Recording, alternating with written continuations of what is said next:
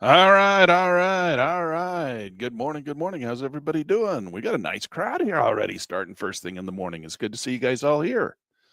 Glad to have everybody here. We got a big day today. We haven't been able to cover all of the stuff we've got, I got planned for you in every class. And my classes sometimes went 2 hours and we still only covered half the things we had planned to cover. So a lot to talk about. We got a lot to talk about. I want to tell you something really fun and new, though. This is something I want you guys to all see. This is a new book that we're publishing at Pitt News Press. I'm so excited about this. You can't buy it yet, but I'm getting a pre-release here. I'm just getting too excited. I didn't really mean to tell everybody because it's not the release yet, but I was just so excited for my class for you guys to see this. It's called The Orion Protocol. It's a novel, but it's by Grant Thorne. How many of you know Grant Thorne? He's the Washington correspondent for Pitt News Magazine, right? And he's been with us now for about 6 months, and he's written about 6 or 8 articles. Some of them have been podcasts, and he wrote a book about all of his research behind those articles, and he turned it into a novel. Novel meaning, it's not true. It's a novel, but it's true. It's based on all the facts that he found, right, for the articles that are published in Pitt News Magazine, and then he wrote a story about how he come up with all the stuff. It's a really cool, fun read. It's going to knock your socks off. It's not very big. It's 120 pages, but you'll sit down, you'll read that in one day. It's just such a fun read. And I'm really excited about getting that out to everybody. We're going to have a lot of fun. We got a lot. And then, of course, Claire is like, Grant can't upstage me. So now she's in the middle of writing her book, too. So she'll have a book coming out, too. So we got things happening here at Pitt News Press, not just the magazine. Pitt News Magazine is kind of the cherry on top, but we got other things that we like to do. So we're having fun here and exploring different ways to provide great, wonderful, fun things for you guys to enjoy. So that's one thing. But let's get down to business. The first thing we need to do here is we need to swing on over and we need to check out the news. All right, that's the first thing I want to do. So we're going to come in here, economic calendar. So here's the economic calendar for today. And today is Thursday, October 16th. And we got a lot of things on the docket here, but most of us just the Fed is speaking. So Fed. No big decisions are being made, just lots of Fed speak. And so the markets, whenever the Fed does this, the markets are really crazy, right? Very volatile. That was in Pitt News Magazine. If you remember, the Pitt News Magazine talked about the October issue and how the volatility of October because of the Fed and what they do in October. So October is a very volatile month. Oh my goodness, hold on a second. I'm already losing my voice. Let me get a drink of water.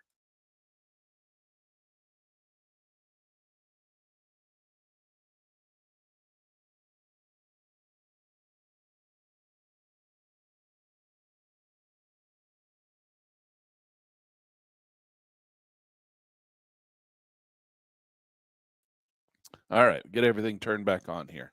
All right, so we are rocking and rolling. So this is all the crazy stuff that's going on in the month of October. All right, so all right, so let's come down here. What's happening? The biggest news next time is Friday. Fed Musalam speaks. So you got more Fed speak. Housing starts comes in on Friday. We don't really have anything today. Just a bunch of Fed speak. Crude oil. That's all that we got today. Nothing really special today. But tomorrow we got housing starts. So 132, 133, 130.7. It's forecast to be up. More housing starts. Building permits are down 2%. Export prices, housing starts, import prices. So we got a little bit happening tomorrow. Tomorrow will probably be a little bit of a bumpy day. Well, it's all in the afternoon, 2 o'clock after the market closes. So the bump will probably come on Monday because that's Friday news will come out and then they'll trade it on Monday. All right. So it'll have time to cool off a little bit too. So we'll see. But there's not a whole lot of news today, just a bunch of Fed speak. So just expect a lot of volatility today. All right. So that might be good for you guys who want to do a little day trading. You might get a little volatility today as the market, as these guys speak. All right. So you can get a little bit of a run in the markets. Be careful. They're not going to be trends. They're just going to be spiky dikey doos. But you might get some short trends that you could pick up on your day trading. So we'll have to keep an eye on that. All right, let's come over here. I've got in our little, I got so much stuff here on the screen. I got to show you. I got so many things. That always pops up over there. How come? I wish it'd pop up over here. I'm by myself. I don't have somebody helping me like those fancy stations. All right. Those fancy YouTubers with somebody behind the scenes. All right. U.S. government secretly, did I spell secretly right? Secretly buying stocks. Did you know the U.S. government's been secretly buying stocks? Now, we did an article. Grant Thorne, right? Grant Thorne wrote an article. Actually, it was a podcast. I don't think it got published in the magazine, but he did a podcast with Claire on Intel, right? Intel, the government buying 10% of Intel, and that's in here. He writes a whole section on that, and so that's a fun thing that he's got in there. But the government's been secretly behind the scenes and not been a big announcement. Nobody's really been talking about it, but the government's been buying up stocks. Did you know that? They've been buying companies. It's the same thing that we always complain about China, right? We complain that China is secretly, well, China doesn't do it secretly. China goes in and picks winners and losers, and they pick companies and they become government-owned companies, right? And we're like, oh, that's not good. Don't do that. But now here we are doing it. 1, 2, 3, 4, 5 companies have been purchased by the government. Now, some of you might have heard about Intel. All right. Intel got picked up by the government, and that one was kind of a big deal. It made the news. But the rest of them, have you heard any others? Have you heard any others at all? Let's go over to our trading platform and create a portfolio for government buys. I might have already done it. No, I probably did it in another book. Okay. So we'll show you how I do. We'll hit new, come in here, and we'll just come in and we'll say government purchases. I had somebody complaining about my software yesterday and saying, why are you got all these white colors? Why don't you use the black, newfangled, futuristic colors like all these other companies? And Track and Trade has that ability. If you want to have the futuristic, all the neat stuff, black colors, green text, all that neat stuff that's futuristic looking stuff, you can come in here and turn that on. It's called color themes. And you can go with the chart color themes that you want. You can go with dark color themes, light color themes. You got all kinds of color controls. I use the old-fashioned, as he called it, the old-fashioned white colors because it's easier for you to see on YouTube. Now, I was one of the biggest proponents of getting the black colors in there, and I love them. I think that the black colors are really nice. They're easier on the eyes. It's the software looks great when it's black. When you install it the first time, it comes up and asks you, do you want, the newfangled black colors, or do you want the old-fashioned white colors?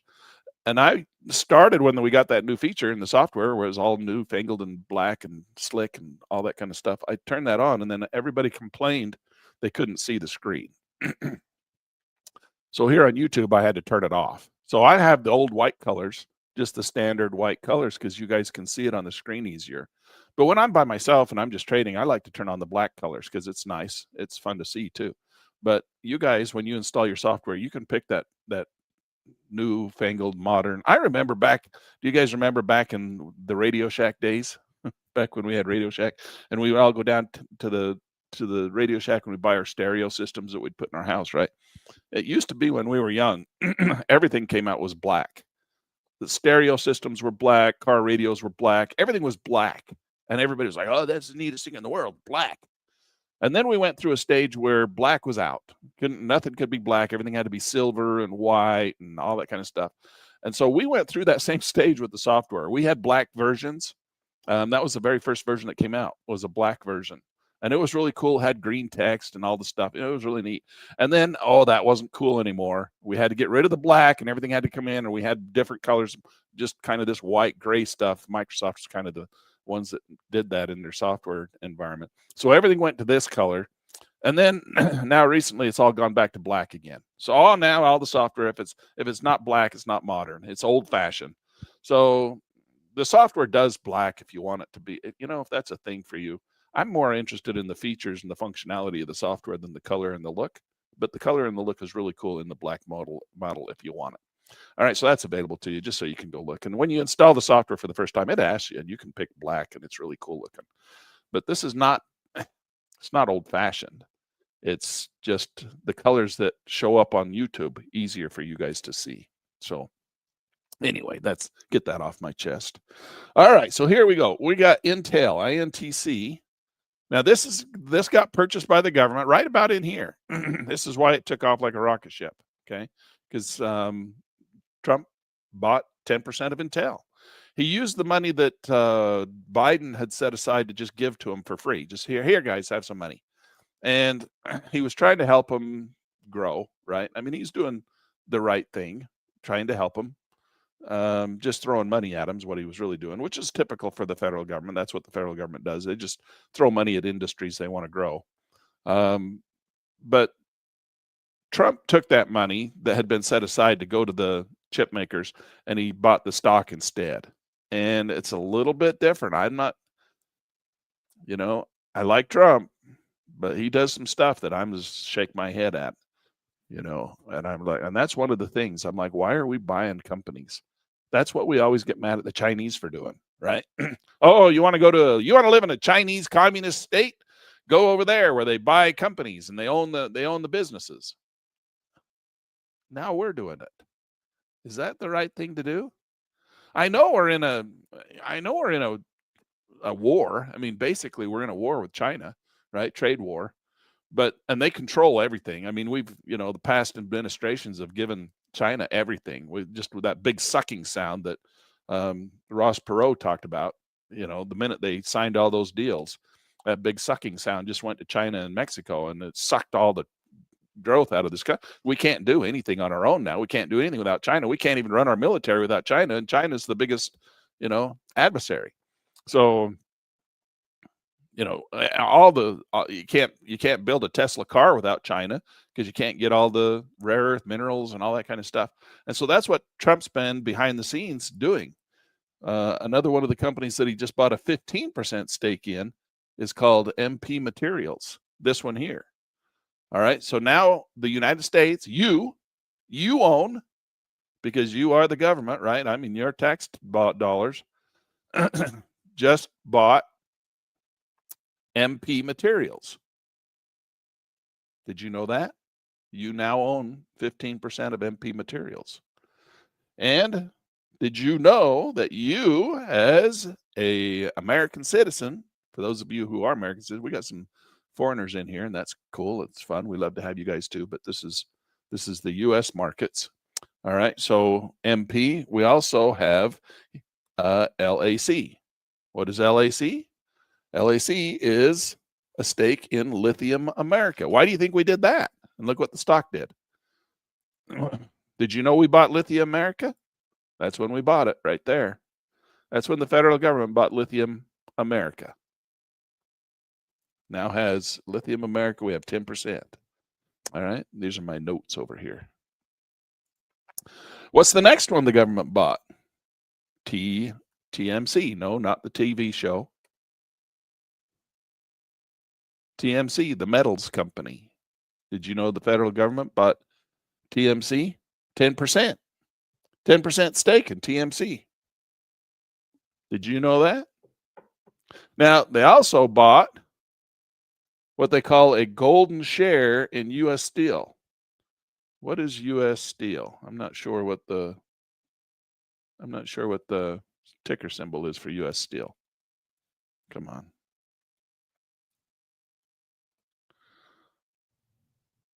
Search.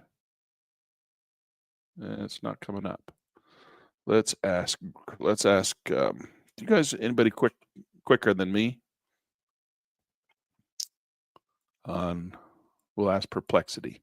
What is the stock ticker for U.S. Steel?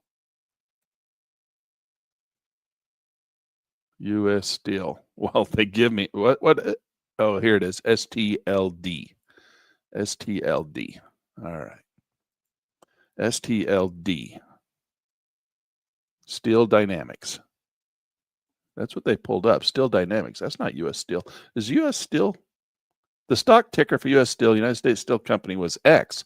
However, following its acquisition by Nippon Steel, right, because they sold it to Japan, U.S. Steel was delisted, and the ticker symbol X is no longer active. Traders associated with the company, and oh, that's why it's not a symbol. That's why it's just a golden share. All right, so they bought a golden share. What does that mean then? Let's ask. What does it mean when they say they bought a golden share?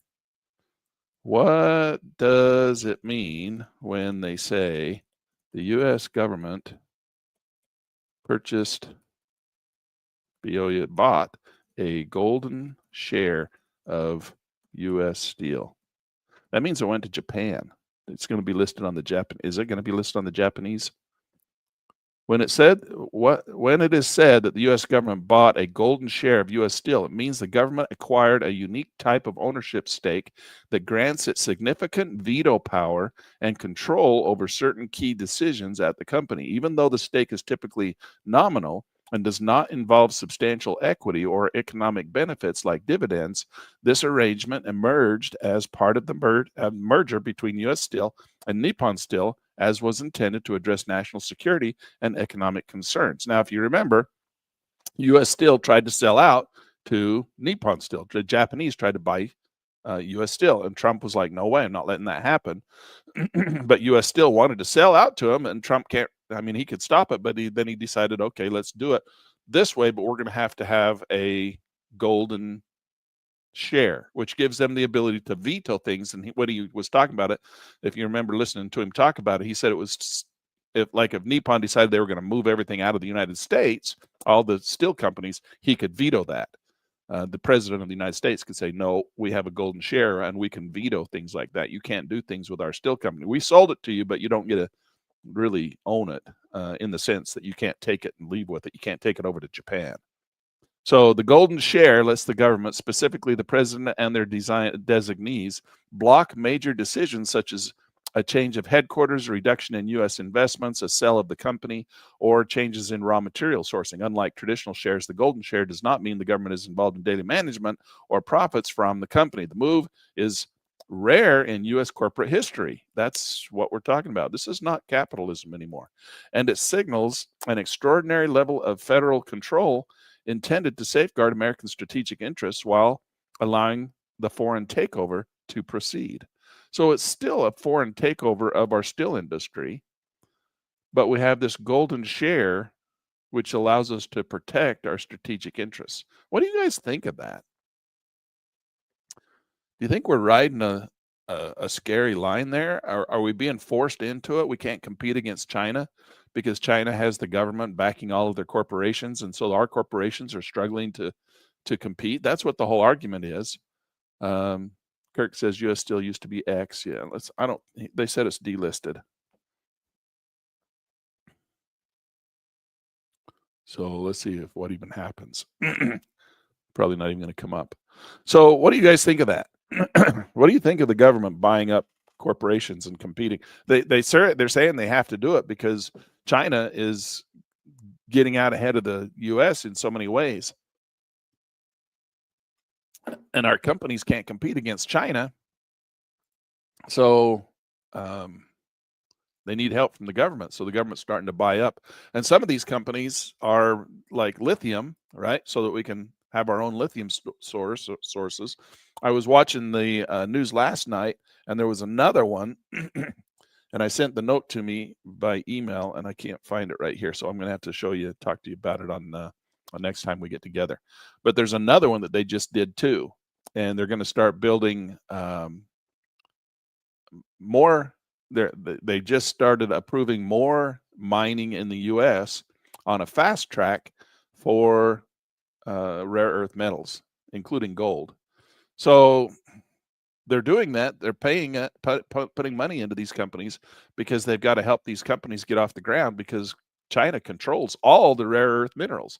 Now, when you listen to the Trump administration talk, they're like, they're not really rare earth. They're everywhere, all over the earth, but they're being mined mostly in China. When China does the mining, anytime what I think it was Bessett was saying, anytime the U.S. would start up a mine to do rare earths, the Chinese would come in and drop their prices so low it'd put the mines out of business. So they were doing unfair practices because they could lower their prices because they were backed by the Chinese government, right? So it wasn't fair competition.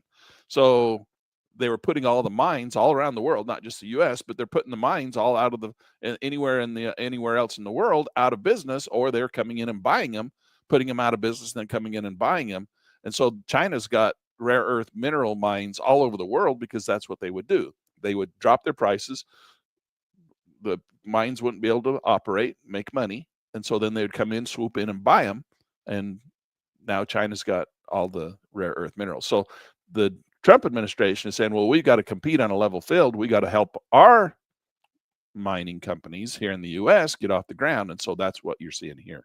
So you're seeing they're buying lithium, they're buying the MP materials, they're buying, well, that's Steel Dynamics. That was the one that ST. Yeah, we didn't have that. It's Steel Dynamics. What was the symbol? STD? That would be very I was gonna see that wasn't what that was. Sorry. That would not be a very good stock symbol.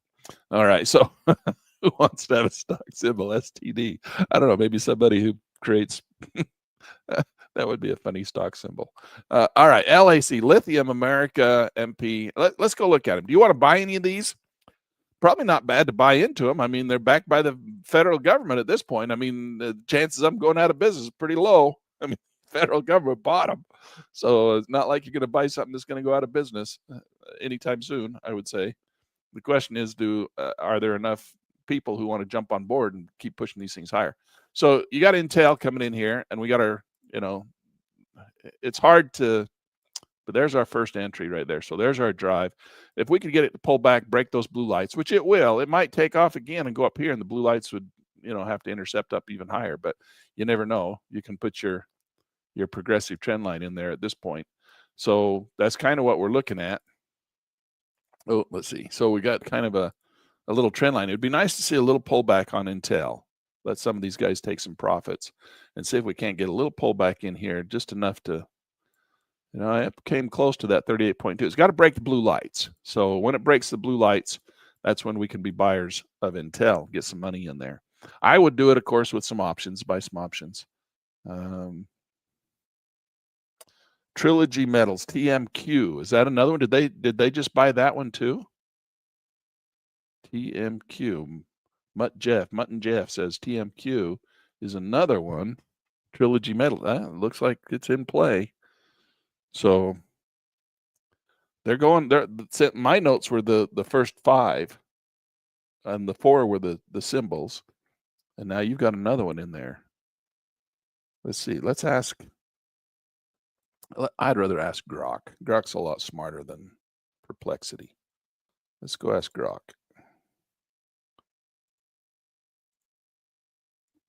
Okay, Grok. Come on, Grok. All right. So, how many publicly traded?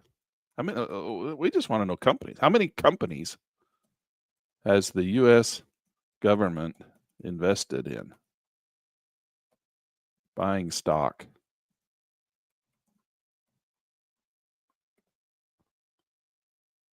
I wonder if there's any more. TMC. I've got my information says TMC's in play. LAC and TMQ. LAC, I got that one. Trilogy Metals. I've got that one as one that they bought. TMQ. How come Grok he's taking too long to think? I've got him on thinker. That's a problem with Grok. He wants to think about it forever. Come on, Grok. All right. So you're saying TMQ. What was the other one you said? LAC, TMQ, LAC. We got those. TMC. We got those. All right. We got all those. Trilogy Metals. How come Grok's taking so long? All right. We'll go back over and ask. Let me take that. We'll ask the same thing over here to Perplexity. How many companies the U.S. government invested in, buying stocks, etc.? As of October 25th, the U.S. government has direct investments or ownership stakes in at least 5 major publicly traded companies, mostly as part of the new industrial policy moves with a focus on national security and domestic supply chains. These holdings include 10% stake in Intel, 15% stake in MP Materials. Okay, we got those two. 10% stake in Lithium America, 10% in Lithium America, we got that one. And 10% stake in Trilogy Metals. We got that one. So TMC is the metals company. Stake in MP Materials. What are the stock symbols? Give me the stock symbols, tickers. I don't want to see them like that. I want to just list them out. Okay, here we go. So INTC, MP, LAC, and TMQ. So TMC is not one. TMC is definitely the metals company. So TMC, oh, I got that as a 10% stake. It's TMQ. It's what you're saying it is. It's TMQ, not TMC. So I don't know why my notes over here say TMC. Where I got my information from might have been a spelling error. But it's definitely, they definitely said TMC. So TMQ. So TMC is questionable. I'm not, well, let's ask. What about TMC? I heard TMC was in play. The metals company ticker has recently been the subject of widespread speculation about possible U.S. government investment or equity backing. Through no official announcement has confirmed such a stake. Reports suggest TMC could become a target for U.S. strategic funding due to its role in developing deep-sea mining for critical minerals like nickel, cobalt, and manganese, materials vital for defense and electric vehicle supply chains. The speculation follows its recent regulatory progress in the U.S. deep-sea hard minerals resource and its subsidiary receiving full compliance confirmation for exploratory applications from NOAA. So not yet, apparently. So my notes, or my source was a little ahead of the game on that one. So we'll leave it in there because it's speculating that they're going to buy that one, which is probably why it shot up like this. It's under speculation right now. They haven't actually bought. So, but they probably will. Grok said he couldn't find any information on it. So now I'm not so pleased with Grok today.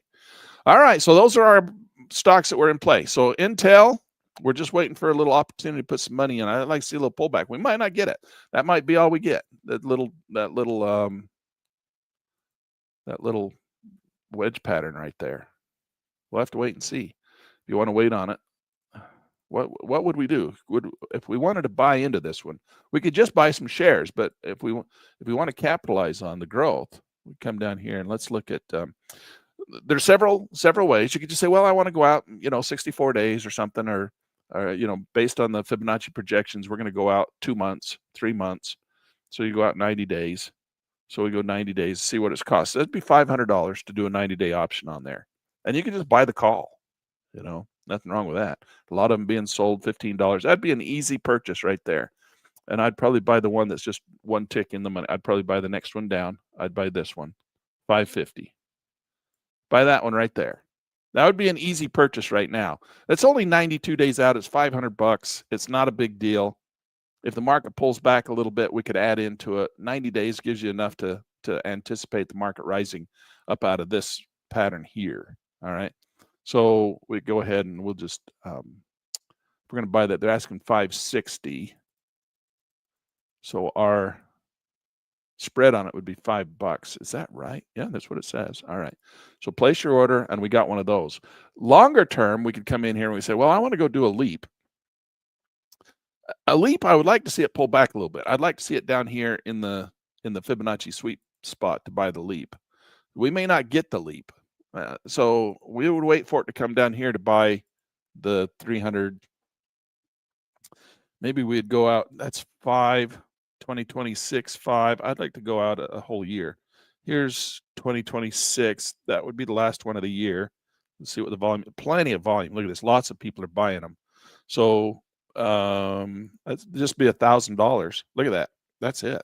90 days, 92 days, you're paying $500 for an entire year. You can get for $1,000.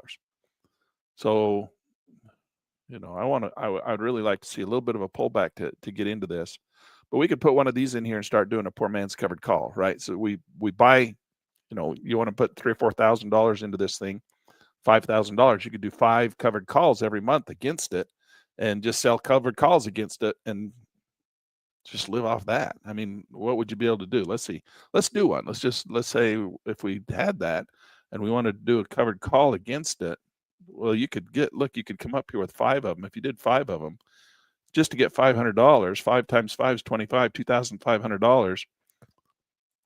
You could just sell this one. How far out is that one? Well, look at that. It's way out there. Well, that's 428 days. You're not going to sell that. Sorry. That's a mistake. We would not do that one. Let's just get rid of that one. Here, clear that. So we'd have to come down here and we'd do the shorter term fund. We'd do 36 days. So to get $500 on a 36 day would have to be this one here. And that would be a little, see, we need a pullback. That'd be a little close. Yeah, see, we need the pullback. If we don't get the pullback, we're going to have to do it right at the money. We could do one right now, not do all 5 of them. We got the 92 days here. If you wanted to, you could sell a call against that. What could we do there? If we got 92 days, we could sell the 30 days. We'd sell this one. That's going to give you $200. It's going to give you see, where do we expect? See, that's the thing. You have to do the Fibonacci projection. If the market continues to go like it is, and if that was the max pullback that we got in there, we don't know where it's going to come back to. See, that's the problem. That thing would be at one. It could be up here. That's 100%. It could be right there by close of business in 39 days. So you're close to get that's only $97 against your, well, it's $97 against your $560 investment. So you could cap it like that. You could get an extra $124. You get $139, $150. I think we want to kind of stay up in that 90% region up in there. You could come all the way down to 50, but then you're capping your profits. You get more, $200. But if we think this market might be explosive, we wouldn't want to really cap it too far. So we will go up in there. So we get 100. We add an extra $100 to our $600 is $560, and then add an extra $97. That's good money, right? So you could sell that. So we come in here, and we're going to sell it. We're going to go down to 81. What are we going to have to pay? Oh, we might not want to do that. Look, we're going to pay $33. That's not good. If you do it in the real market, this is the demo, of course. If we do it in the real market, we could probably get better than $33. We could probably get it at 97. So if we did 97, if we could get it at 97, we could do it. That would be $17 on the spread. And that would be okay. You could do that. You could sell your covered call against that long 90 days. But it'd be fun to do with this market, because the government's in there, it'd be fun to do poor man's covered call. Buy some leaps and just sell calls against it all year long and just use it for income. That's what we do with the yield max funds. I mean, it's basically the same concept. We're just doing poor man's covered calls in yield max. We give yield max the money, and then they do poor man covered calls with them. And then we just live off the income that we make from selling the premium on the options. That's how it works. So that's a strategy that we could do. All right. So For now, we're going to sit on this for a second. I want to watch it and see if we can't get just a little bit more pullback down in here. Might not get it. Everybody's too excited, but it'd be fun to see a little bit pullback down in here so that we could pick up a covered call, a long-term leap. All right, let's go look at lithium. I don't know what options are on lithium. Let's go see. Let's go out to 92 days. Oh, look at the volume on this thing. It's picked up like crazy. So yeah, we could definitely do some options on this one too. So we got a red bar today. That's good. Let's see if we can't get it to break down and break that blue light. It already broke it once. There's a blue light right there. I would like to see it come back a little bit farther. All these profit takers in here. That's right close to 38.2 right now. That would be our first buy zone. So Fibonacci sweet spot right in here.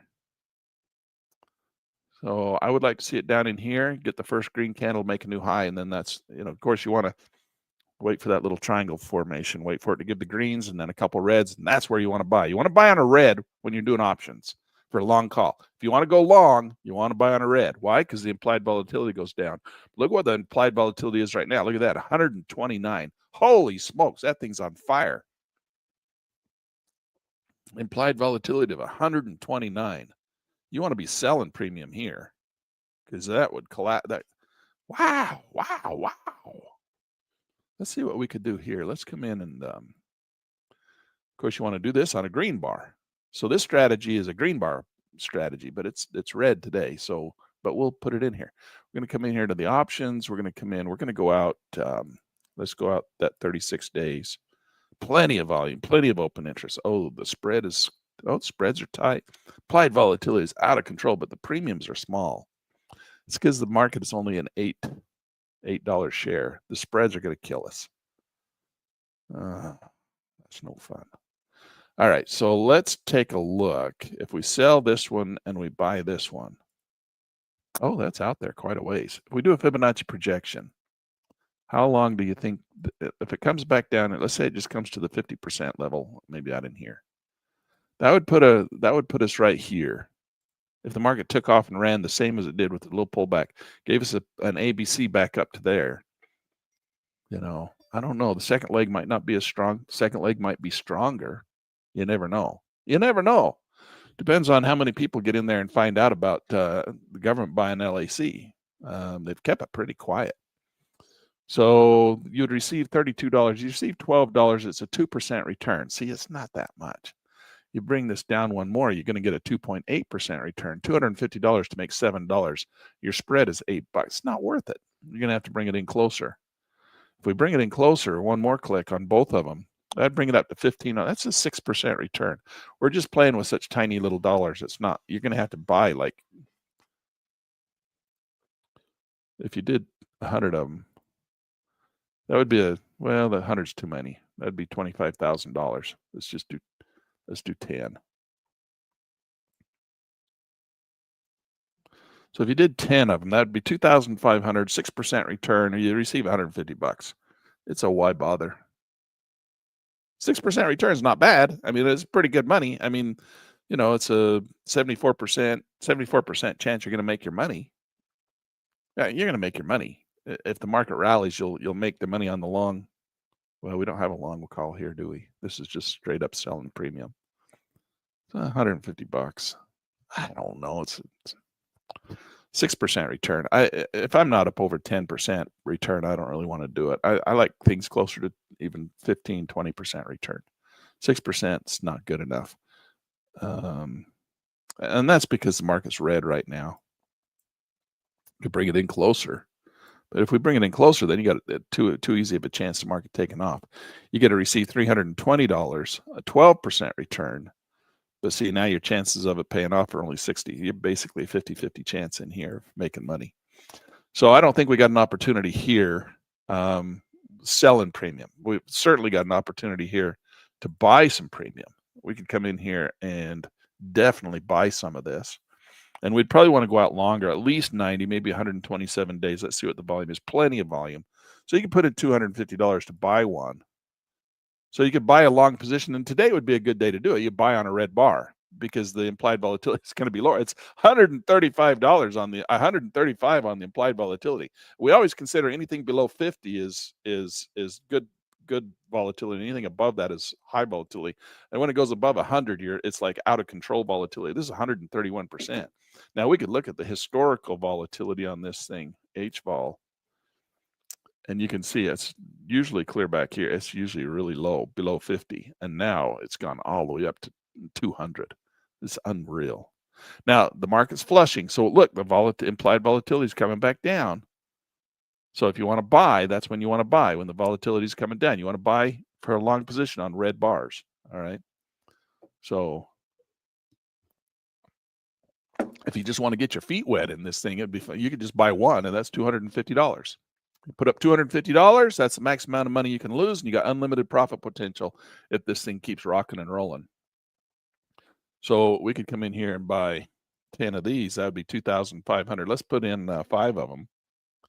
Actually, yeah, we'll do 5 right now, and if it falls further down into the 61.8 and into the Fibonacci sweet spot, we could buy 5 more. Do a little dollar cost averaging with our options, right? In anticipation that this thing's going to take off and go to the moon. We don't know. That's why you buy options. That's why it's a speculation, right? So we're going to come in here and we're going to buy 5 of these. You could buy 3 of them if you felt a little bit like it's still going to come down another day or two. Just get in here with the first one just in case it turns and takes off from here. You don't know. Nobody knows. So you put a little in now, you put a little bit in later, you put a little bit in on Monday, put a little bit in on Tuesday. Dollar cost average yourself in right down in here until it gets down in here, and then anticipate the rally. So don't go all in on the very first entry. And we got a red bar, so we'll add a couple. We'll put in 3 of them, $750. We're going to buy it, so we got to go to the ask at $250. Oh, right there, $250, $30. So place your order, and we got 3 of those things. The spread's a little wide on it, but in the real money, you could probably bid that down a little bit. All right, so make sure you bid it down a little bit. All right, so there's 3. There's that one. Let's come in here and look at the materials. Now this one, MP. Oh, this one's in. They did by 15%. It was the TMC that we were questioning, right? So TMQ was in play. So let's go look at MP. This one here. Oh, that one's a pretty market. $88 a share. MP Materials. Let's go take. We got to also do a little bit more. I skipped some of this on the others. LAC. We should probably go do that. Let's go look at MP though. Over here, we're going to come in here. And see the colors on this one? Nice and pretty black. Well, you can do that with track and trade. You can make track and trade look just like that if you like that color. It's harder to see, right? You guys are complaining. Don't use the black, Lan. I can't see. But then why is yours outdated? Why is you got old-fashioned software? Why isn't it black and pretty? Because you can't see it. I haven't had anybody complain about this one, though. I don't know. Anyway, MP material. So here it is. Let's come in. Here's what we want to look down here. Let's look at what they're doing. Income. They're losing money. Oh, sales right here.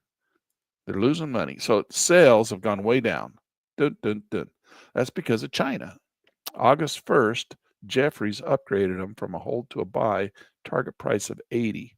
They're currently at 87. That was in August 1st. October, BMO resumed. What did they do before? BMO initiated. Price target was $16 in July. Back in April, March, these guys downgraded. So, but the government's bought this thing now. They own some. So they're going to be able to compete against China. And I think that's, Trump's also putting some pretty serious tariffs on China too, on some of these rare earth minerals and stuff, because he wants to be able to prop up and help and support the U.S. markets, because we don't want to rely on. The thing is that our F-16s and F-32s and F-99s and our F-47s, they're all relying on all this stuff from China. We can't build them without China. We can't build nuclear bombs without China. What do you think of that? We can't do anything without China. So that's what he's trying to do. So he's trying to help out these companies that do this stuff, so that we don't need to rely on China. So, but their sales in billions going way down. Why were they really high? And then suddenly, well, probably because China was taking all their business. That was the whole problem. They even bought some shares back, try and prop up their stock. So they're a struggling company, that's for sure. They're not doing very well. All right. So the government stepped in to prop them up, to help them. And that's probably why they, that's what took off right here. So the only thing is strictly fundamentals on this thing. Just because the government propped them up, that's why you'd want to buy into it. And so we need to have them pull back a little bit. The guys who got in there early need to take some profits so that the investors can come in and take some longer positions. Right now, this is the short-term plays. So what could we do here? Now, this is going to be a little easier because the stock is right close to, so we like to do options on stocks that are right around $100 because that makes them worth doing. It's not a why bother, right? The commissions, the fees, the spread, and all that stuff doesn't eat you alive. When you got something that's worth $88, you can do better with options because you got more money in there. There's more money. It's worth it. It's worth doing. All right. So we come out here. Let's just first look at the 92-day one. That's $1,600. So if we just bought that one at the money, you'd be into it $1,600 for a long position. Now it's got a little bit of a pullback right now. See the higher highs, this is pulling back just a little bit. So I would like to see just a tiny bit more pullback. I'd like to see these guys who are doing the short-term trading take their profits a little bit more in here. I'd like to see it pull back. It's hitting 38.2 right now. I'd like to see it right down in here. That's where we would really be able to load up. Will it go pull back to there? I don't know. I'd like to see it down in there. That's all I'm saying. I'd like to see it down in there. If you want to buy one right now in anticipation of a continuation of the big uptrend, that's 92 days. Let's go look at a 300. There's not a 300-day. There's 456. First in January. Let's go see what they're doing out there. See, look at that. These babies are in play. Look at that. They're buying these things up. So, but oh my goodness, look at the spread though. $270. The premium is 3,800. It's a 0.07% spread. So that's actually not bad, believe it or not. 270 against a 3,800 spread. And you could get that down. I'm sure you could get that down, bid for it. But look at the volume, open interest. The volume's not over 100, but it's there. There's volume. 23 of them have traded today, which, but look at the open interest, thousands. So that's good. I think you could get the bid down. I don't think you'd have to pay the full 270. That's in the money though. It's 260.9. That's for 456 days. You sell one of the, not sell. I don't want to sell it. I don't want to sell it. Cancel that. Delete multi-leg. Okay, so we're going to buy one of these. I don't want to buy it there. I want to buy it there. 3,000. The spread on it's $175, but I really think that's at the midpoint. That's probably what you'd have to pay. It says down here 350. See that? So it says the spread is 350. But the midpoint is 175. I think you could actually get 175. So that's not bad. So you're going to pay 3,000. So that would be and then you sell calls against it. And we're going to come in here. So if we put that in there, let's just go ahead and, I want to see it pull back a little bit more just because I'm going to buy it right now. But just because I'm buying, look, we're going to have to go all the way up to the ask of 35 to get it to fill in the demo account. So we're going to have to pay that $300 in here, but in your real money account you won't. We got to go all the way up to 35. Come on, buddy, go faster. Type it in, man. All right, so we're up to 35. So we're going to place our order on that. Make sure you bid for it because you don't want to pay that big wide spread.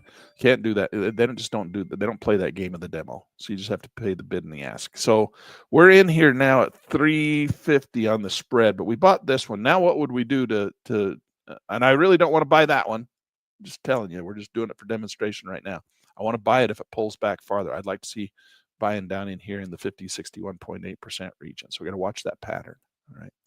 But then we'd come in here and we would go out and we'd do 36 days and we'd start selling calls against it. And go out here and sell a call. Oh my gosh, look at that. Holy cow. You do your Fibonacci projection, you're way underneath that thing. Let's even do a longer one. Oh, yeah, let's do it from here to here. Let's say it comes back to here to 50%. Let's even do it from right where we're at. Okay. That's at the 90% level. That's good. We make $470 per on each one. The implied volatility is really high. So that's why it's not good to buy, but it's good to sell. And look at that. You're going to make $470 on that thing. And if you did 2 or 3 of them, if you got 3,500, let's say you do 3 of them, you could do 3 of those. That'd be $1,500 a month in income right there. So you could sell that baby, pick up $470 for a single just on this one. See, that's why we love markets that are up around $100 because it makes the selling of the options premium worth it. Randy's making a comment here on dividends. They've changed. They send out a notice that every single thing that they're doing is now weekly. So Randy, just so you know, all YieldMax has gone to weekly dividends. All their funds have gone weekly dividends. Everything's weekly now. They pay everything out on weekly. All right, so they're rolling it out. They're rolling it out. They're going to do everything's going to be weekly from now on. So that's kind of a new thing. They just did that. They just made that announcement last week, I think, or maybe a couple weeks ago.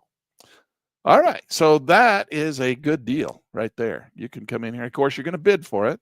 You can try to get a little bit better price. The spread's $20 at the midpoint, but you're going to sell at $450. So you're going to have to go down here in the demo all the way down to $450. That's $40. You're going to place that order, and there you go. There's $470 you just received. So you go spend it. But this you bought this one here. So your investment is $3,500 and your dividend is $450. That's exactly what YieldMax is doing. All right. The reason you give your money to YieldMax is so that they'll do this for you. So you don't have to do it. But if you want to do it yourself, this is what we're doing in YieldMax. You give your money to YieldMax. Randy gave his money to PLTY, which means that put his money in PLTY, which means that YieldMax is the company that runs that PLTY fund. All they're doing is they're going to take Randy's money and they're going to go over and they're going to do this strategy with it. Not exactly, because we just did a long call. They're going to actually do a synthetic long, which means they would sell the option here too, so they don't even have that much outlay. It's compounds it one more time. So, but this is all they're doing. And then they take this money right here, and when that comes due, they give it to you, and that's what you call your dividend. It's not really a dividend. It's the premium they're collecting from selling options against their long calls. Now, if the market goes down, they're going to lose money, but they're still going to get this premium here, and then they're still going to give it to you.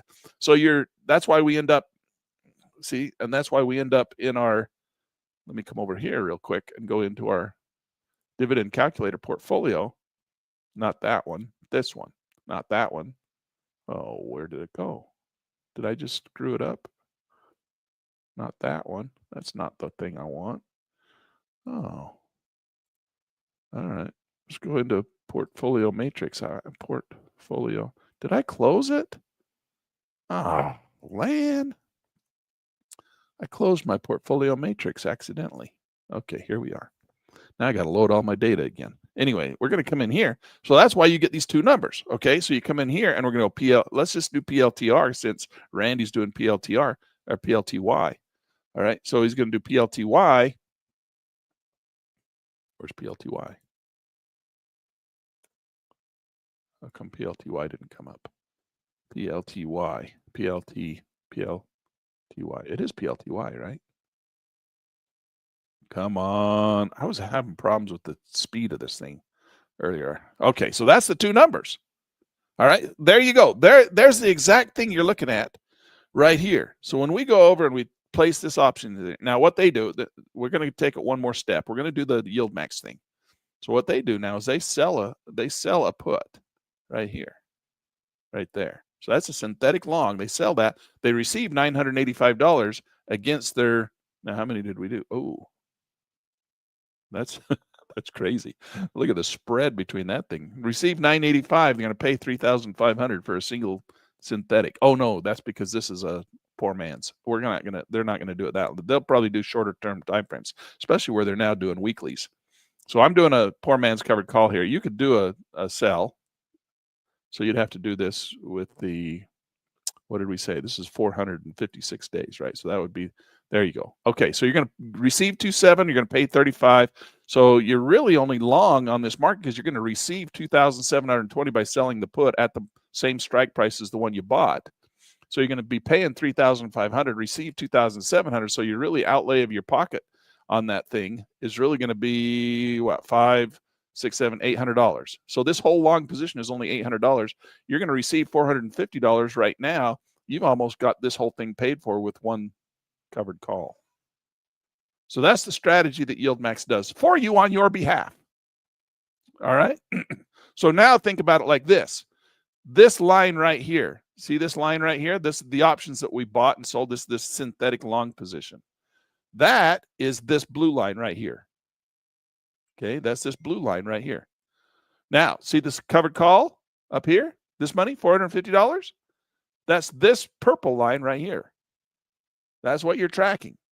So when you trade with PLTY, you have two lines. Now, they don't show you this breakdown in your little app that you're doing on the phone or even in Track and Trade. You go over to Track and Trade, they don't show you that. We don't show you that. The brokerage firms don't show you the breakdown of those two as a separate item. They just put them down here in your position. Now, Track and Trade does. So we try to come in here and say multi-legs, and we break them out on the chart. And you can see just we haven't placed that put option. Let's go ahead and place that thing in there for demonstration purposes. So we're going to sell that. So we're going to actually sell that. So we got to go to 25.30. Let's put that in there. 25.30. Oh, the spread on that's going to be ugly. $380. Okay, place that order. Did we get it? No, it's not filling. Oh, we're going to buy it. So maybe if we're going to buy it, no, we're not. We're selling it. So it's got to go to, that's the wrong one. Sell to open. Oh, no, that's right. Oh, 960. Was I on the wrong one? 9 point.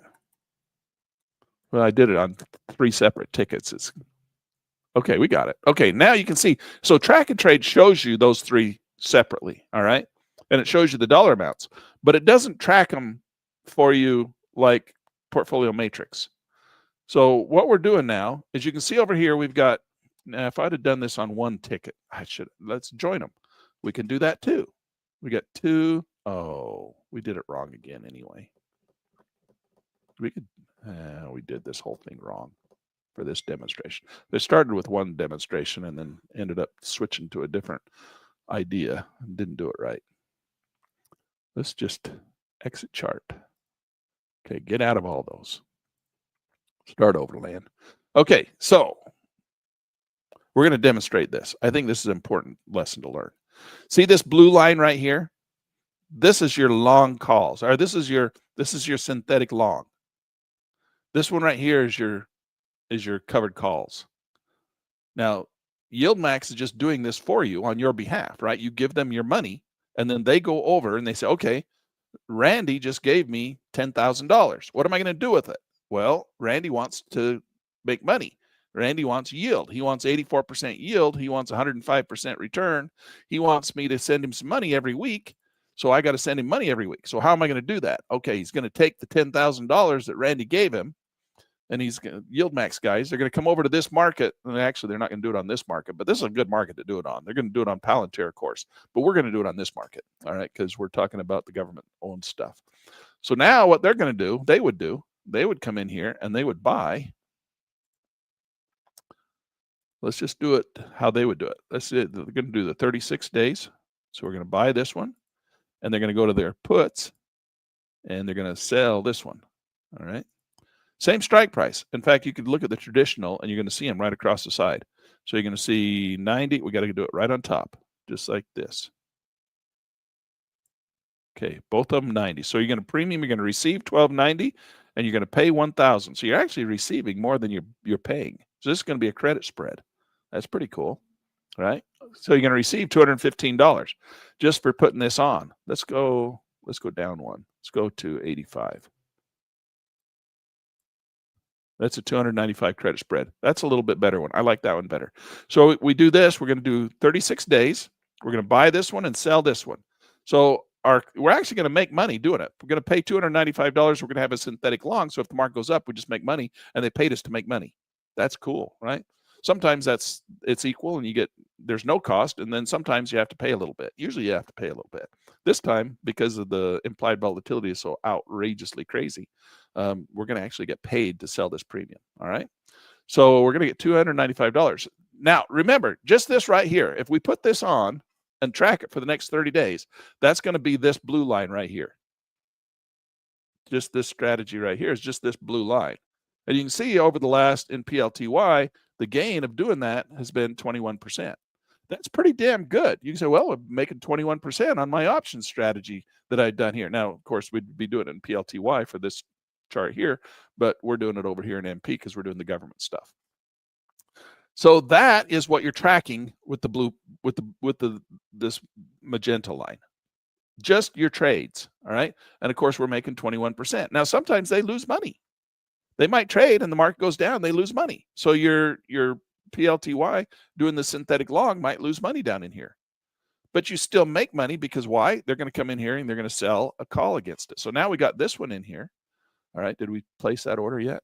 We haven't. So we're going to go, let's see, we're going to have to go to all the way down to 250. You always want to go in the direction that's going to lose you more money, all right? If you're like, I don't know which direction to go, it's whichever's going to cost you more money is the direction to go. And they're not letting us feel that. Maybe not. Maybe we do go in the direction where it's going to give us more money. We actually are upside down on this. I don't know. So if we're going to buy the spread now and we go to 350. I don't think that's right. Let's try it. That would be 0. Modify. Holy hell, they let us have it. I don't think that's right. Anyway, that was a 0 spread, and we're supposed to have a spread of like $150. They gave it to us for a 0 spread. All right, well, it is what it is. Okay, so now we're going to do the next leg. Okay, so now we got our magenta line in there. So that's what that is. Now we're going to go put our purple line in there. So now we're going to come in here and we're going to sell our call up in here. And we're going to do the same 36 days. And let's put it in here. That's $755 at that level. If we go way up here at 470, that's the 90%. All right, so we got 90. So what's I like to just do this with calls. And we can see the 71% chance of probability of being out of the money. And with our Fibonacci projections, even if it rallies again at that same volatility, which I don't think it will, it would still, it would probably pass our number. And then that would be our max profit. But see, our synthetic long is going to make money all the way up to there. That'd be a $3,000 income on our synthetic long. So our purple, this line here would make $3,000. And this one would make 470. So we got 470 plus 3,000. So this one plus this one. So now you're making, that's where you're getting your 84. That's where you're getting your 84% from. All right. So it goes way up there. So I don't think it's going to go up there. It's got a 71% chance that it's not going to go up there. 28% chance it's going to be above that red line. See that? Probability of being in the money, probability of being out of the money. So the probability of being in the money is 28%. So that means that this would be 28% above, right? Probability of being in the money. Well, it's 28%. It's 71% chance it's not going to happen. 28% chance that it is. There you go. So then we come in here and we sell that to open that one, and we got to sell it. So it's got to go down to the 450. 450. There we go. All right. We place the order, and that's it. All right, so there you go.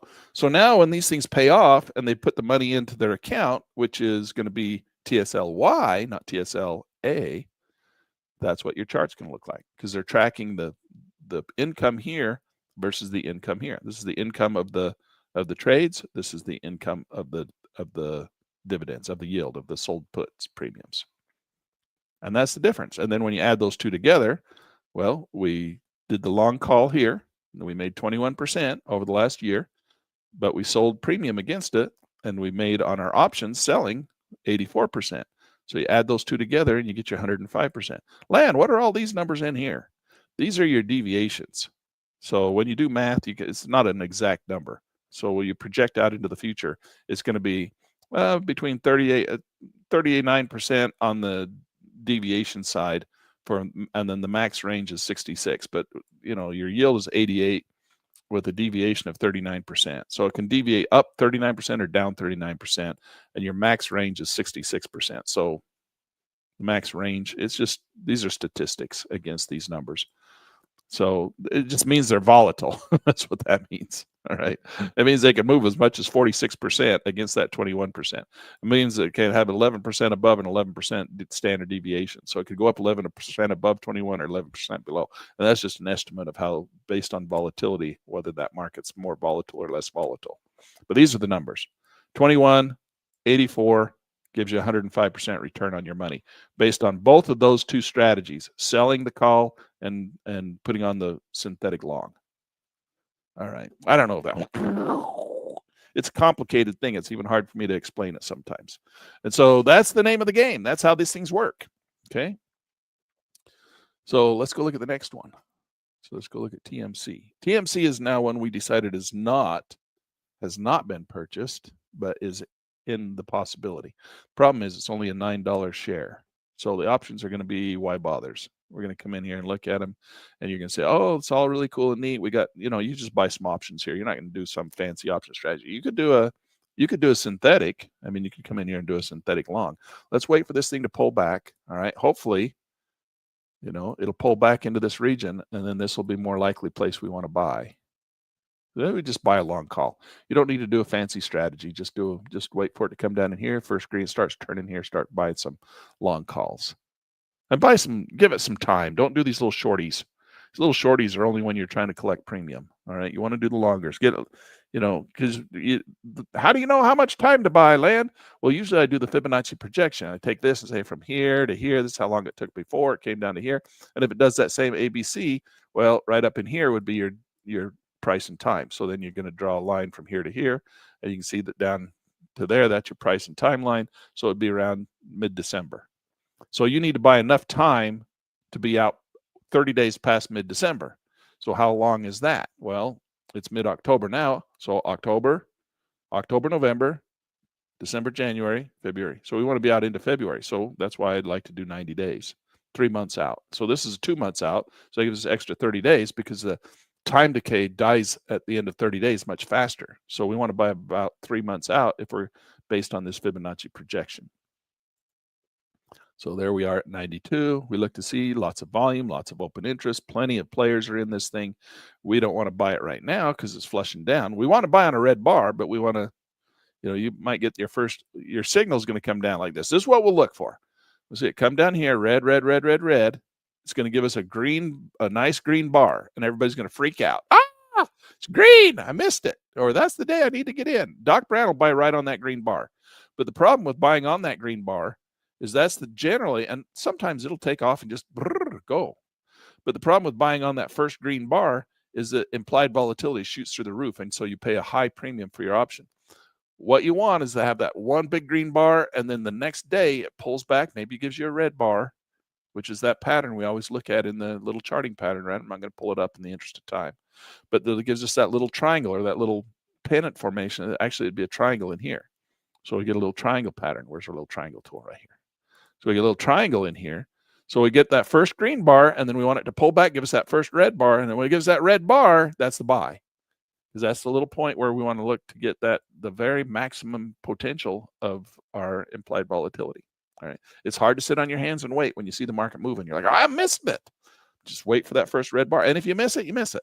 I mean, sometimes you miss it. Then you go in and you pay a little extra, trying to get a little bit better price. Sometimes you miss it. It doesn't give you that second little red bar. But here it did. See, this is a perfect example right here. You got the reds coming down, gives you the greens, and you're like, oh no, I'm missing it. It's going to go without me all the way green. No, gave you the little reds, and then it's in those little reds. That's your little buy zone right there.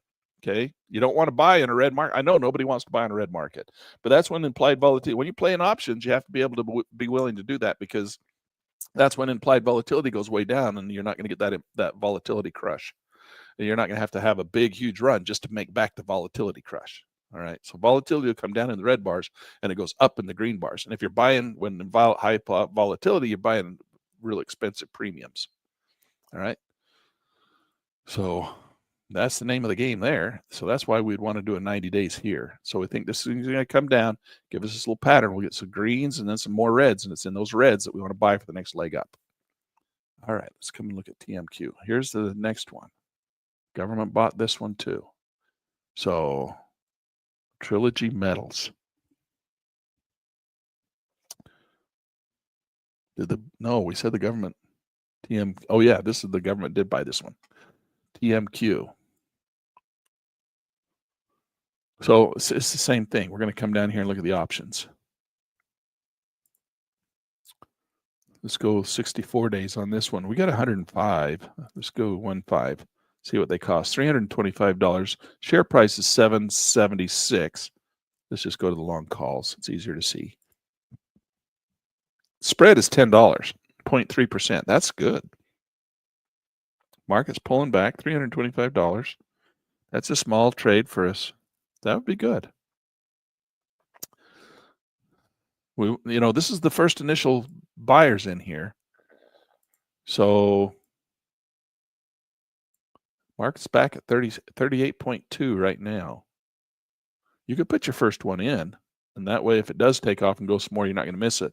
If it comes down, you could add a second one or a third or a fourth. So you could come in here and we'll just buy one right now. We'll just buy right at the money. 325, that's under 375. I would rather do this one. Give us a little bit higher delta. Well, the delta's high on it anyway. We don't need to do that. We can stay at 72. Okay, so we'll put that one in. Let's just buy one right now, and then we'll buy more if it keeps dropping. This is just so we don't miss it if it takes off. Give us a little bit of fear of missing out. So we're going to buy that, so we got to go to the ask them 330, go up to 330, place our order. All right, there you go. So we're long that one. All right, there we go. That's it. That's how the game's played. So my portfolio's over here. This is what we're looking for. And as we mentioned earlier, for Randy, all the Palantir, all the yield max stuff has gone to a weekly payout. So is that good or bad? I think it's good. And we've seen examples of where the markets, when they do the monthlies, the market flushes down, and then when they went and switched it to weeklies, the market started to do better. In fact, what is the TSL? Now that's not a yield max; it's a yield boost, but you can see it in the chart. It's TSYY. If you look at TSYY, this will show you a switch. Okay, see down here, these bars down here. This is when the dividends get paid out. So you can see the colors. So the color is the distribution versus the annualized yield. Okay, so that's your colors. But that's when it was paying the dividends. So they were paying monthly dividends here at the beginning. All these were monthly dividends. And then they started doing, right midstream, they switched over to start doing weekly dividends, which is what Yield Max is going to do. And this is Yield Boost. This is Granite Shares Yield Boost on TSYY. But you can see right here, they went weekly. See all these little weeklies? So look how it stabilized the yield. The yield stopped flushing. Now, this is also the initial, the IPO, and they always overvalue them at the beginning and they flush anyway. So I'm not sure if going to a weekly had anything to do with the stabilization.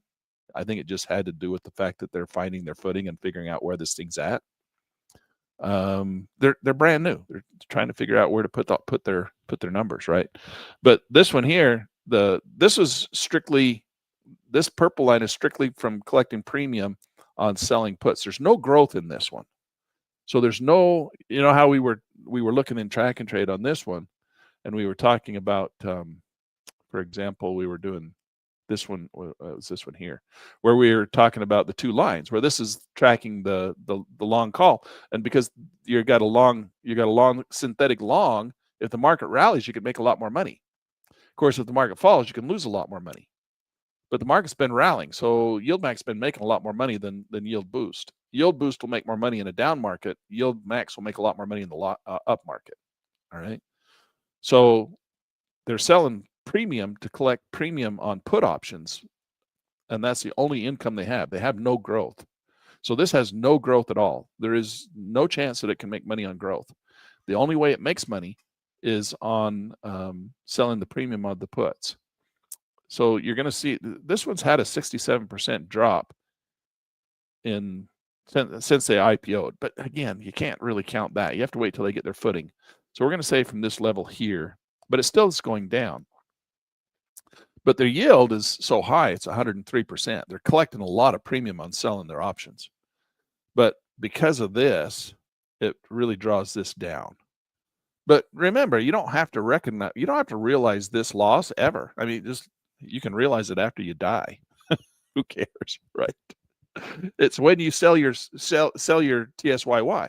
So if you put $50,000 into TSYY, and over the next 10 years, it pays you out 103% in yield, but you lose 67% in gain, what do you care? You're going to die. And you took your 103% payments every month, you die. And then at the end of your life, whoever's going to come in and manage your estate is going to sell that and realize the 67% loss. But what do you care? You're dead. You took the 103% profit and lived a nice life. And then they're going to come in and get the extra, 67. They're going to get 34% of the money that's in your account. And they're going to be happy anyway, because it's 37% of money they didn't have. So your kids are going to come in and say, oh, well, let's sell all dad's shares. He's losing money on them. What a shitty market that my dad got into. I'm going to sell all his shares and just take the money, and they'll take the 37% and be happy. Oh, well, we got this. And dad lived off the 103% yield. Never did have to realize the losses. Let your kids realize the losses. They're going to get the 37% and be happy anyway. What do you care? Right? So that's the total. But you get this, and then you die, and your kids get this. They get a 67% loss against the 100%. So they actually get the 35%. That's my plan as of today. I'm still a young man. I'm not going to die for another 40 years, 50 years. I'll probably live another, I don't know, probably never die. So I'll have to realize my losses at some point. But just, you can realize $3,000 a year against your taxes. So sell off enough to realize $3,000, write it off on your taxes, and then you lower your taxes by $3,000, right? But this is all taxable income, so you have to keep that in mind. Which is why you want to move as much of your money as you can into an IRA, a Roth IRA, if you qualify. This is the first year I've ever qualified, because I got married and I finally qualified for a Roth IRA. So I got my Roth IRA open. But you can't pull your money out of a Roth for 5 years. So it has to be in there for 5 years before you can start pulling it out. I'm 62. I'll be 63 here pretty soon. So I won't be able to pull it out until I'm like 72, 70, 60. Well, no, 68 or something, right? 5 years. 63, 60. I opened it last year. 60, 61, 62, 3, 4, 5, 6. So I'll be 66 before I can pull any money out of my Roth. But you want to pull the money out of your IRAs, your Roth and your standard IRAs, very last. It's the last money you ever want to pull out of the market, in the way out into the future. That's the last money you want to use, because it grows tax-free. And so you don't have to pay taxes on it along the way to take money out. So, but you have to pay it once you get it out. Now on the Roth, you don't have to pay it out. You have to pay it before you put it in. So you have to pay your taxes and then put it in the Roth. But you want to get it. So January 1st, I want to get as much money out of my normal UBI portfolio and put it into my Roth and into my standard IRAs. Get as much money into those tax deferred as you can, so that growth that's coming in, you don't need it. So you can let it grow tax free and you don't have to pay taxes on it. So you want to pay as few taxes as you can and they let you do that. So it's strategic. You're not cheating the government. You're doing strategically what you're supposed to be doing. That's why they do it. So move as much money into those Roths and standard IRAs as you possibly can. All right, guys, I've kind of run out of, well, we got 10 more things on my list, but I've run out of time. Keep you too long.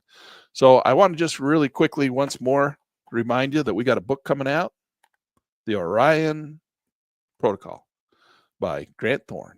All right. So we're really excited about this. It's just a fun little novel being printed, published by Pitt News Press. And so we're going to get this out to you pretty soon. You can buy it on Amazon probably, maybe next week. Might be able to buy it on Amazon next week. We're getting ready. We're getting the final ones coming through. So Bruce says, my kids get to realize the losses, right? My kids will be education on yield versus gain. Absolutely. Bruce is going to live off the yield and the kids live off the gain. That's how it's going to work. All right, guys. So let's come in here. We'll play with this just a little bit. I got to give you a couple little advertisements first. Okay, this is the software I use. It's called Track and Trade. They've got two versions, one for stocks, one for futures. This is the website, track, the letter N, trade.com. This is where you download a free 2-week trial. No credit card required. Okay, go download your copy, then come back here, follow along, and I'll show you all my settings. All right, and I don't have an ad for Portfolio Matrix, but it's in what did he call it? He calls it we're in, he doesn't have it on here anymore.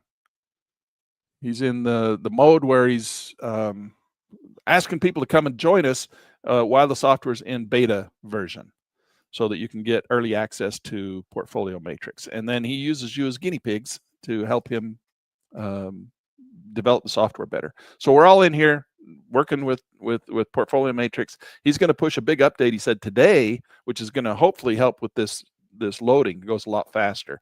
And right now, it's 1 day behind. It always updates at the nighttime to tell you what your portfolio did during the day. But he's going to push that out today. I think he's going to push it out today, and it'll be live. It'll come in and you'll look at your portfolio numbers and they'll be exactly what they are in your real account. So big update coming, but go join Portfolio Matrix, and the price you'll always have the initial beta price, the low price. He won't ever update it on you. So that's the whole idea of jumping in early.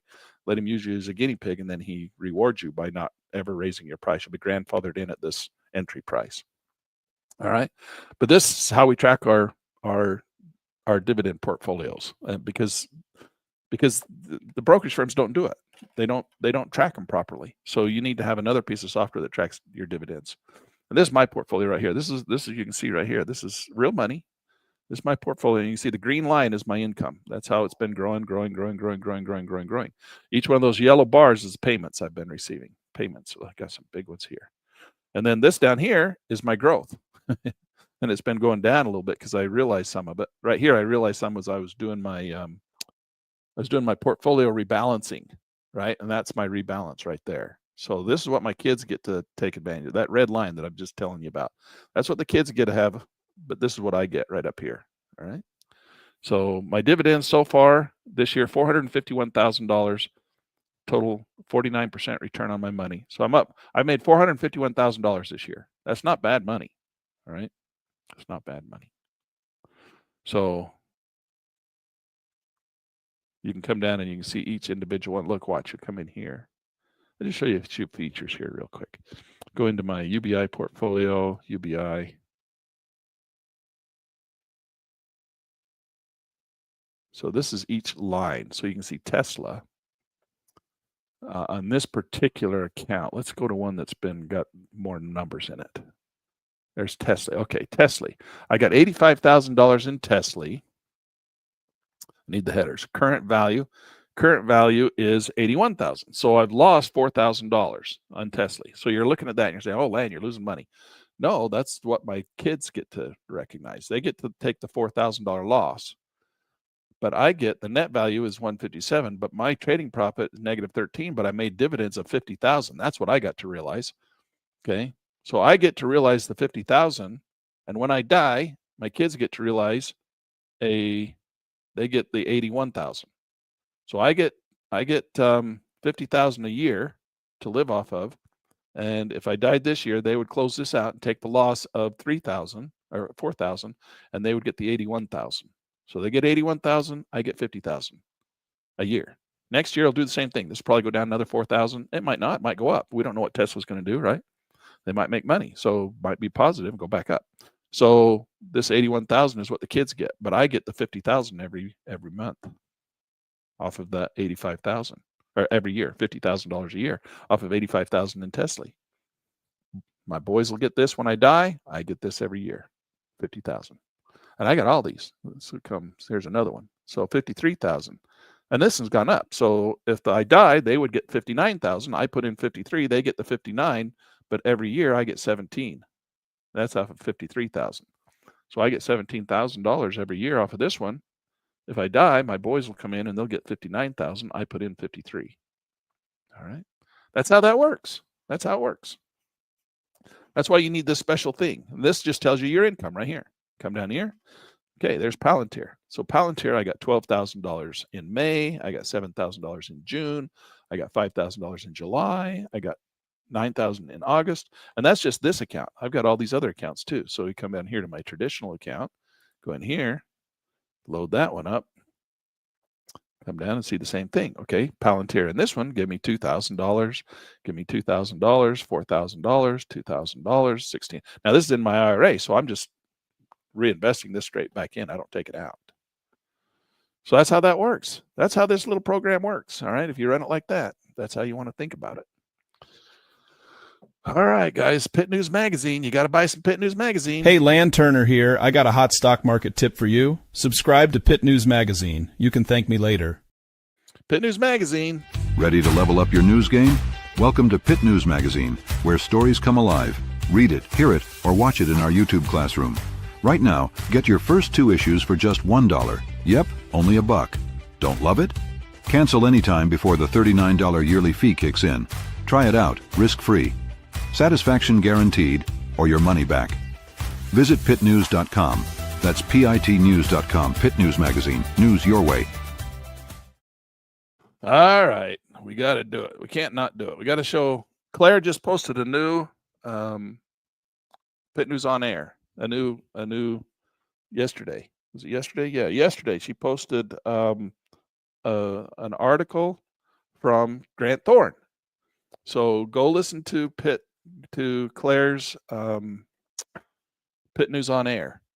All right. I think you can get it over on the YouTube channel. You can get it over on Spotify. Well, let's let her tell you about it.